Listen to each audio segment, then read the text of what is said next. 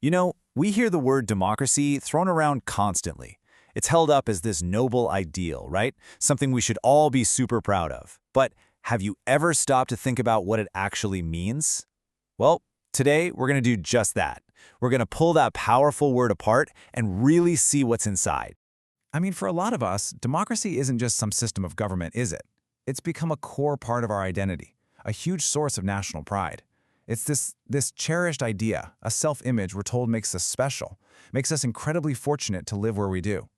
But here's the puzzle. We all use that word so confidently, don't we? Yet, the harder you look at it, the more the meaning gets kind of blurry. So, is democracy one single solid thing? Or is it actually a whole bunch of different ideas all just hiding under the same label? Okay, so let's start with that cherished idea. You know the story we're often told that democracy is basically the peak of political evolution. It's this straight line from, barbarism to a mature modern society.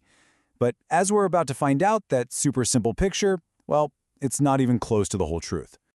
Okay, so at its most basic root, the meaning seems simple enough, right? Rule by the people. Demos, the people. Kratos, rule. Easy. But here's the thing. This isn't a simple concept like a stone or a cat.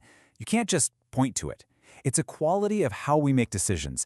And believe me, that quality can look very, very different depending on who you ask. So let's actually do that. Let's break down that seemingly simple phrase. Because, as you're about to see, rule by the people can mean wildly different and sometimes totally contradictory things. In fact, we can break rule by the people down into at least 4 distinct ideas. So what are we talking about here? Does it mean everyone governs directly? We all get involved in making laws and running things? Or does it just mean our rulers are accountable to us, that we can demand they justify what they're doing and, fire them if they mess up? Or is it about us choosing our rulers directly?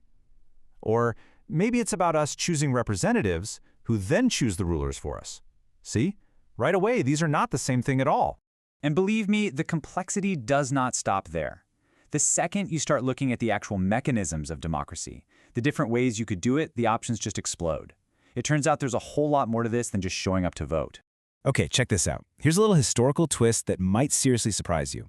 Today, we automatically think democracy means elections. It's like they're the same thing. But for most of history, we're talking from ancient Greece all the way up to the 18th century, elections were seen as an aristocratic system. Yep, for the elites. The truly democratic method was something called sortition, basically choosing officials by a random lottery, just like how we select a jury today. And the logic behind it was pretty solid. A random sample of people is way more representative of the whole population than a big contest between a handful of elites. So, that kind of begs a huge question, doesn't it? If a random lottery creates a government that actually looks and thinks like the general population, why on earth don't we do it? Why did we end up choosing a system that the ancients would have just called an elective aristocracy? It really makes you stop and wonder about the assumptions that are just baked right into the systems we use today. All right, here's another really important distinction we need to make. It's the difference between the government and the state. So the government, that's the actual people in power right now, running things day to day. The state, on the other hand, is the underlying framework, the Constitution, the basic rules of the game. And here's the key. Either one of those can be democratic or not. And this distinction leads to some really surprising places. Take the philosopher Rousseau, for example. He made what was, at the time, a pretty shocking argument. He said the state, the fundamental laws, that part has to be democratic. The people have to be sovereign. But the day-to-day government, he thought that should be run by an elite because he was worried the general public just wasn't, virtuous enough to be trusted with that kind of power. And it's kind of wild when you think about it, because we've basically ended up with the complete opposite of what Rousseau was arguing for. We have these huge, massive democratic elections to choose our government. But the state, that deep constitutional framework, which is often interpreted by unelected judges, that part is largely walled off from our direct control. Okay, so we've established that democracy is a really complicated, kind of slippery idea, which brings us to the big question. Why do we value it so much? What are the actual arguments for it?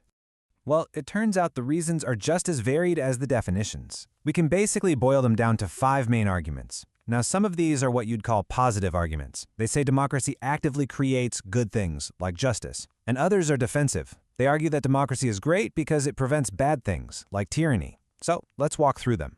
First up, we've got the argument for the common good. The idea here is actually pretty simple. If you want to figure out what's best for the public, you should probably, ask the public. It's just common sense, right? Any small group of rulers is always going to be biased towards their own interests. So a truly inclusive process is probably our best shot at figuring out what's good for everyone. Next is the idea of self-government. Now this one is all about the value of freedom itself. The argument goes that a society is only truly free if it's following its own collective will. And democracy is seen as the only real way to figure out what that will of the people actually is. Then you've got the argument from egalitarian justice. And this one is a straight-up moral claim. It says that if you believe all citizens are fundamentally equal, then simple justice demands that everyone gets an equal say in the rules that govern their lives. End of story. Okay, so now we get to those defensive arguments. The first one is all about conflict resolution. I mean, let's face it, societies are messy. They're full of competing interests. This argument says that democracy is super valuable simply because it gives us a peaceful way to handle all those conflicts. It lets us argue with ballots instead of bullets. Basically, it keeps the whole show on the road. And finally, we have safeguarding liberty. This is probably the classic argument, the one you've heard before. It's summed up perfectly by Lord Acton's famous line, "Power tends to corrupt, and absolute power corrupts absolutely." So from this point of view, democracy's greatest value is that it acts like a leash on the powerful. It's the tool we, the people, use to hold them accountable and protect our own freedoms from being chipped away. So, to recap, we don't just have different forms of democracy. We have all these different reasons for wanting it in the first place. And here's the kicker. Those reasons don't always line up neatly. In the real world, democracy isn't one single clean ideal. It's more like a collection of competing, often clashing ideas, and each one comes with its own set of problems. I mean, take that common good argument. It sounds great, right?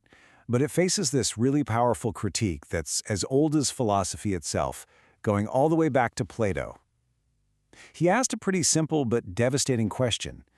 When it comes to incredibly complex issues, is the public actually competent enough to know what's best for itself? And this isn't some abstract philosophical point either. We live with this tension every single day. Just think about it for a second. We don't hold a popular vote on interest rates, do we? No. We leave that to a small group of unelected economists at a central bank. And why do we do that?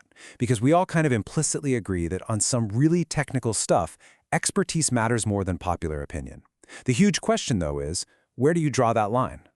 And what about that whole will of the people idea? Well, it turns out that even that concept is kind of mathematically shaky. Yeah, really. Modern political science has shown that there's actually no such thing as a perfect voting system. You just can't take millions of individual diverse preferences and reliably mash them together into one single coherent will. You almost always end up with strange paradoxes and contradictions.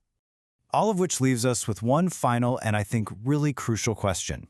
The next time you hear someone praising or defending or demanding democracy, maybe it's worth asking which one. Are we talking about the democracy of direct rule or the one about accountability? The one that's trying to find the common good or the one that's just trying to keep the peace? Because as we've seen, democracy isn't some simple, single answer. It's a complex, contested, and profoundly important puzzle that, frankly, we're all still trying to solve.